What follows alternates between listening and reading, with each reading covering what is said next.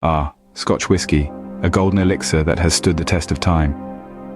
Picture this, the year is 1494, and the first written record of Scotch whisky appears in the Exchequer Rolls of Scotland. Monks, the distillers of the time, had no idea they were brewing a legacy that would span centuries. Fast forward to the late 18th century, and the introduction of continuous stills amplified whisky production, transforming it from a cottage industry to a commercial enterprise. The Scottish whisky industry had found its stride, and by the 19th century, Scotch whisky was being exported around the globe. So how does one turn humble grains into this golden spirit savoured by many? The process of making Scotch whisky is an art form steeped in tradition and guarded by law. The journey begins with malted barley. It's soaked in hot water to release the sugars, creating a sweet liquid known as wort. Yeast is added to the wort and the fermentation process begins.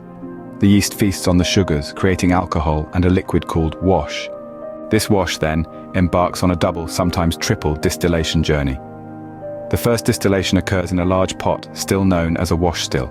The resulting liquid, termed low wines, is then distilled a second time in a smaller pot, still called the spirit still. The skill of the distiller comes into play here, as only the middle cut, or the heart of the distillate is collected. This heart, rich in flavors, forms the basis of the whisky. The whisky then rests in oak casks, maturing over time.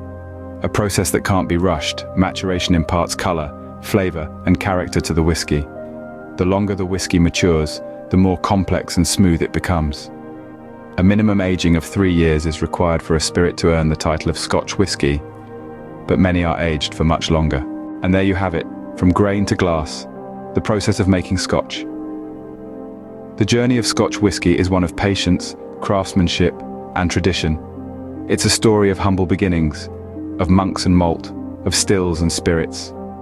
A story that continues to unfold with each sip savoured.